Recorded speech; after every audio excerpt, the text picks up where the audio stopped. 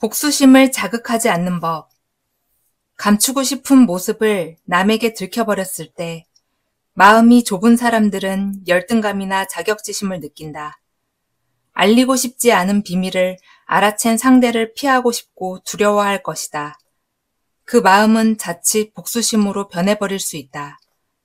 정말 나와 모든 것을 터놓고 지내는 사람이 아니라면 그 사람의 약점이나 치부, 비밀을 알고 있다는 사실을 그에게 알릴 필요가 없다. 친한 친구나 가족 사이라면 약점이나 상처도 모두 끌어안고 지낼 수 있겠지만 그렇지 않은 사이라면 어떤 인간의 은밀한 비밀을 알고 있다는 사실은 감추는 것이 현명하다. 적대는 적대를 통해 끝나지 않는다. 아이들이 싸우는 것을 가만히 관찰하면 재미있는 사실을 발견할 수 있다. 대부분의 다툼은 서로가 상대에게 네가 먼저 그랬잖아 라는 말로 시작하고 지속된다. 한 아이가 먼저 다른 아이를 불편하게 한다. 그러면 다른 아이의 복수가 시작된다. 네가 먼저 했으니까 당연히 자기도 하는 것이다. 그러면 처음의 가해자는 이제 피해자가 된다. 또다시 복수의 일격, 끝도 없이 이어지는 복수의 메비우스 띠다. 이 메비우스의 띠를 끊어내는 길은 한 가지다. 한쪽이 멈추면 된다. 한쪽 뺨을 맞으면 다른 쪽 뺨을 내미는 행위를 누군가 먼저 해야 할, 그래야 사람의 사이의 적대가 사라진다. 성장에 도움이 되지 않는 관계는 정리하자. 니체는 동시대의 음악과 바그너의 음악에서 질서정연한 형식과 자유분방한 열정, 도취의 조화를 느끼고 감탄했다. 두 사람은 오랜 기간 지적으로 교류했다. 하지만 니체는 바그너의 음악에서 더 이상 생동하는 힘을 품을 의지가 느껴지지 않자 그와의 관계를 단절했다. 인간관계를 잘 유지하는 것이 대체로 좋다. 하지만 예의나 상대에게 인정받지 못할까봐 손절을 주저하지는 말자. 자신의 성장에 도움이 되지 않는 관계는 애매모호하게 질질 끄는 것보다 빨리 정리하는 것이 낫다. 그것이 서로를 위한 길인 경우가 많다. 타인에게 고통을 주는 이유. 타인에게 고통을 주는 행위의 근본적인 이유를 생각해보라. 부모가 아이에게 작은 일로 소리 지르는 것, 직장 상사가 부하를 닥달하는 것, 사랑하는 연인에게 과도한 요구를 하는 것, 상대의 사과에도 쉽사리 용서하지 않고 심한 벌을 주는 것, 이런 행위의 이면에는 권력 감정을 느끼려는 교묘한 의도가 숨겨 있다. 누군가 우리에게 고통을 주거나 우리가 누군가에게 고통을 줄 때 그 숨은 의도를 가만히 생각해보자. 유치하지 않은가? 결혼의 의미. 니체는 결혼하고 부모가 되려는 자들에게 아이를 원해도 되는 인간, 자격이 있는 인간인지를 묻는다. 자신을 극복했는지, 관능에 좌지우지 되지 않고 자신을 지배할 수 있는 자인지, 덕의 주인인지, 결혼은 건강한 삶을 위한, 성장을 위한 것이 되어야 한다. 그런 의지를 상대방에게 표현하는 것, 그것이 결혼이다. 더 나은 사람이 되지 않고 정신이 퇴보하는 결혼 생활은 점검이 필요하다. 결혼은 가련한 안락함에 빠지는 것이 아니라 의지의 표현이다. 원한의 감정은 자신에게 해롭다. 원한은 외부에 대한 원망에서 비롯된다. 감정의 방향이 바깥에서 안으로 향하는 것이 아니라 안에서 바깥으로 향한다. 누구 때문에 내가 이렇게 되었다. 라는 식의 감정이다.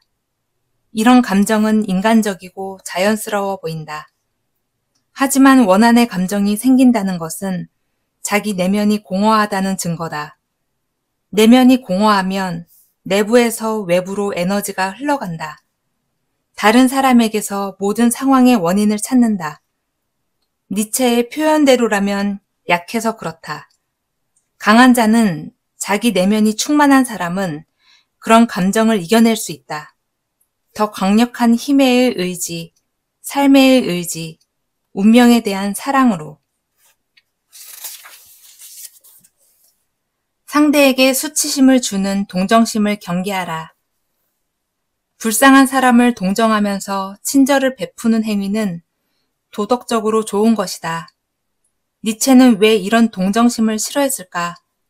동정심에서 비롯된 행동 때문에 상대에게 수치심을 주기 때문이다.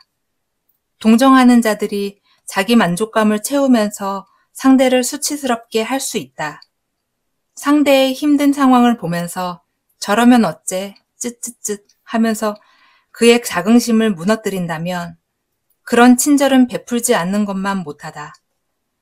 동정심은 경멸하던 니체는 정신 발작이 일어나는 순간에 마부에게 채찍질 당하는 말을 껴안았다. 말에게 수치심을 주지 않으면서 사랑의 마음을 전했다. 이성의 속성. 이성 간의 사랑은 수천 년의 역사 속에서 찬양되었다. 하지만 그 속성을 들여다보면 이기심과 소유욕이 극대화된 것이다. 이성에는 다른 사람은 쳐다보지 말고 자기만 바라봐달라고 상대에게 요구한다. 결혼이라는 제도도 상대를 자기 곁에만 두려 한다. 왜 사람들은 마치 미쳐 날뛰는 악마와도 같은 이성애를 찬양할까? 거친 욕망의 상태는 소유욕일까, 사랑일까? 지금 막 연애를 시작한 연인들의 눈빛보다 수십 년 세월을 함께 지낸 노부부의 맞잠은 손이 더 사랑에 가까운 것이 아닐까? 지나치게 미화해서 보지 말자. 멋진 산이 있어 그 산의 정상을 올랐을 때 밑에서 바라보던 것과는 다르게 느껴질 수 있다.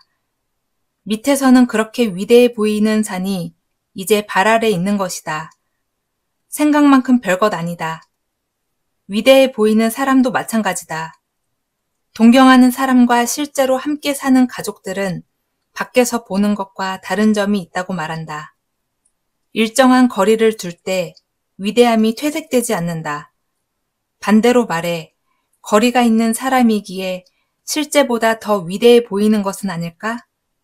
남을 지나치게 미화해서 보지 말아야 하는 이유다. 타인의 죄를 용서해야 하는 이유. 타인의 잘못은 빨리 용서하는 것이 좋다. 외부에서 주어지는 벌은 그 사람을 변화시킬 수 없기 때문이다. 잘못한 행동에 대해서는 그 사람의 양심이 벌을 준다. 양심의 눈으로 보면 남에게 죄를 짓는 것이 곧 자신에게 죄를 짓는 것이다. 타인에게 죄를 지었다는 자기 인식이 바로 벌이다. 죄를 지은 사람이 있다면 그를 벌 주려 하지 말고 그의 양심을 일깨워주는 것이 현명하다. 자기 죄는 누구도 벌할 수 없다. 오직 스스로 벌할 수 있을 뿐이다. 죄를 짓는 순간 양심에 의한 벌은 시작된다. 한 번만 경솔한 경우는 드물다. 사람은 쉽게 바뀌지 않는다. 경솔한 행동을 했던 사람은 다시 그런 행동을 반복하기 쉽다. 거짓말하는 사람은 언젠가는 불리한 상황을 모면하기 위해 또다시 거짓말을 한다. 말실수를 하는 사람은 또다시 비슷한 실수를 반복한다.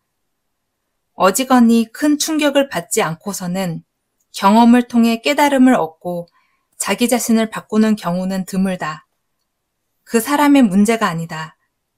일반적인 인간의 속성이다. 인간의 이러한 특성을 예상하고 대비해야 한다. 사람을 믿지 말라는 것이 아니라 인간의 보편적인 속성을 이해해야 한다는 말이다. 타인들과 뒤섞여 자신을 잃지 말라. 다른 자들과 뒤섞여 쓸데없이 시간을 보내지 말라. 기운을 낭비하기 쉽다. 인맥을 잘 관리해야 성공할 수 있다고 말하는 사람들도 있다. 일리가 있는 말이지만 인맥을 관리해야 한다는 말은 그 자체가 모순이다. 인맥은 관리하는 것이 아니라 뻗어나가는 것이다. 논어에는 덕불고 필률인, 덕 있는 사람은 외롭지 않다. 반드시 친구가 있다. 라는 말이 있다. 인격의 향기로움에 유유상종으로 사람들이 끌려오는 것이지 인위적으로 관리한다고 내 사람이 생기는 것이 아니다. 관리한 인맥은 내가 힘들 때 진정 도움이 되지 않는다. 맹상군은 3천여 명의 식객을 거느렸지만 그가 지위를 얻었을 때 곁에 남은 자는 한 명에 불과했다. 형벌은 범죄자를 정화하지 않는다. 형벌은 죄와 그 죄를 지은 자를 정화할 수 있을까? 다른 사람을 판단할 자격은 누구에게도 없다. 누구나 죄짓지 않는 사람이 없다. 따라서 남에게 벌을 주거나 교화할 수 있는 사람도 없다. 그러니 우리는 언제나 모든 사람을 몇 번이고 끝없이 용서해야 한다. 톨스토이가 부활에서 말한 것처럼 타인을 벌 주거나 교화할 자격을 가진 사람은 없다. 범죄자를 손가락질하며 벌 주어도 그가 스스로 선한 길을 선택하지 않는다면 아무런 의미가 없다. 오히려 변할 준비가 되지 않은 사람에게 벌을 준다면 그는 세상을 탓하며 벌만 피하면 아무 문제 없을 거라는 생각을 갖게 될 수도 있다. 형벌이 속죄가 아니라 오히려 독이 되는 것이다. 감정을 읽어주기 전에 상대의 성향을 먼저 파악하라. 나를 손바닥 위에 올려놓았다고 다 안다는 듯이 내려다보는 사람이 있다면 불편할 것이다. 감정 표현에 서투르거나 그것을 들여다보는 것에 익숙하지 않은 사람에게는 그의 감정을 꼬집어 이야기해주지 않도록 주의해야 한다. 자기도 잘 몰랐거나 숨기고 싶었던 감정을 타인이 읽어주는 것에 불편함을 느낄 수 있기 때문이다. 감정을 들켰을 때 자기가 감정에 대한 지배력을 잃었다고 생각할 수 있다. 상대의 특성에 맞게 대해야 한다. 알면서도 말하지 말아야 할 관계도 있는 것이다. 내 직업이 요구하는 가면은 무엇인가? 직업마다 사회적으로 요구하는 기대 수준이 있다. 이를테면 사람들은 학교 선생님이라면 도덕적이고 양심적일 것을, 경찰관이라면 솔선수범하여 법규를 준수하기를, 공직자라면 청렴하고 성실할 것을 기대한다. 모두 사회적인 관계 속에서 규정된 것이다.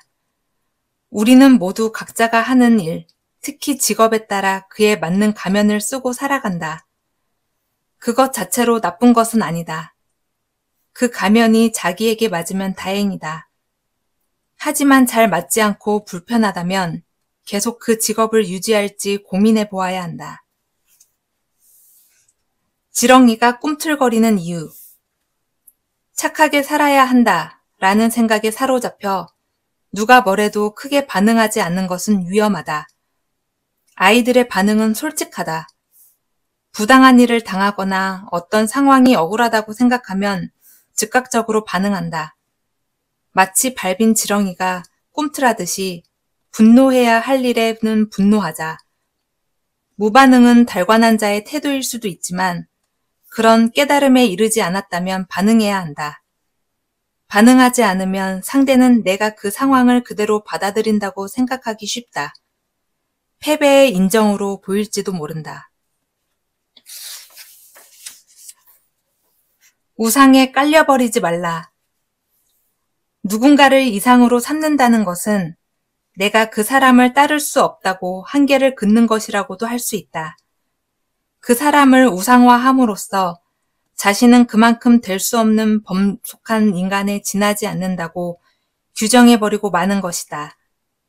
탁월한 사람을 보면 그 사람의 장점을 내 것으로 만들어 성장하려는 발판으로 삼아야지 자기의 한계로 삼아서는 발전이 없다. 우리가 어느 정도 수준에서 크게 성장하지 못하는 이유는 정말로 능력이 없거나 잠재력이 부족해서라기보다는 스스로 한계를 설정하기 때문이다. 탁월한 사람을 우상화하지 말고 자극제로 삼고 뛰어넘으려 노력하라. 칭찬은 가시 박힌 띠와 같다. 때로는 칭찬이 나를 헐키는 가시가 될 수 있다. 칭찬하면서 더 많이 받으려는 사람들도 많다. 준 만큼 돌려받으려는 그 마음. 그래서 나를 칭찬하고 칭송하던 사람들이 자기 스스로 정해놓은 나에게 받기를 기대했던 바를 돌려받지 못하면 오히려 최악의 비판자가 되기도 한다. 나를 따르던 자들이 등에 칼을 꽂거나 뒤통수를 치는 이유다. 누군가가 나를 칭찬한다면 곰곰이 생각해보자. 그가 나에게 무엇을 바라고 있는지를. 비밀은 지켜지기 힘들다. 명심보감 천명편에는 이런 말이 있다. 사람들 사이에 사사로운 말이라도 하늘이 듣는 것은 우레와 같고 어두운 방 안에서 마음을 속이더라도 신의 눈은 번개와 같다. 사람들이 비밀을 지키기 힘든 것은 동서양이 매한가지인가 보다. 어떤 사실을 비밀이라고 속삭이는 사람도 그 말을 듣는 사람도 애초에 머릿속에서 그것을 비밀이라고 잘 분류해서 관리할 능력도 의지도 없다.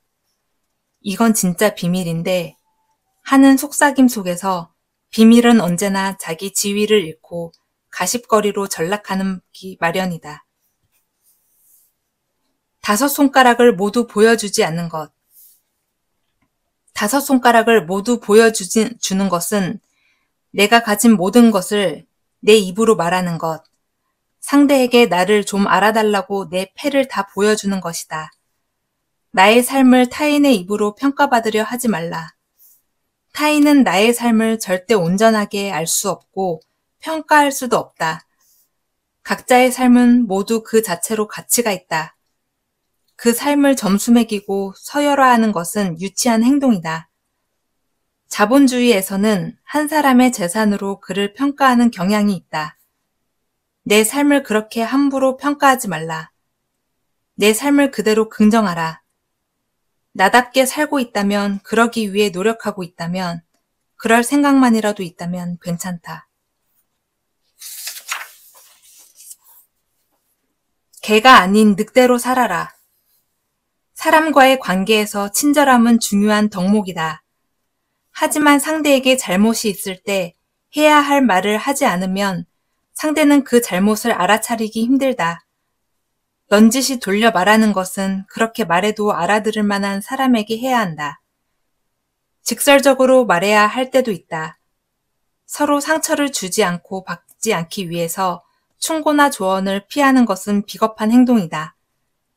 관계는 적극적으로 서로 자극을 주며 성장하는 것이어야지 그저 눈만 껌뻑거리며 좋은 게 좋은 거라고 쳐다만 보는 것이 아니다. 무례함에 대한 변명은 언제나 구차하다.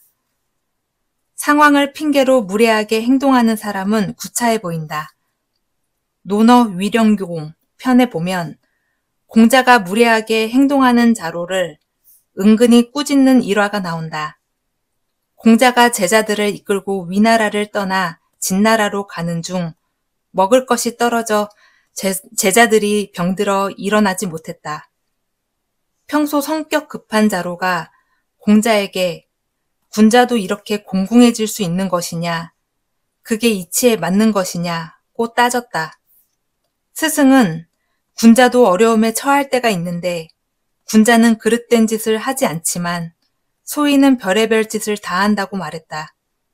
자기가 힘들고 공공하기 때문에 내가 얼마나 힘들 줄 아는가 라는 생각으로 무례한 행동을 하는 사람들의 마음은 얄팍하다.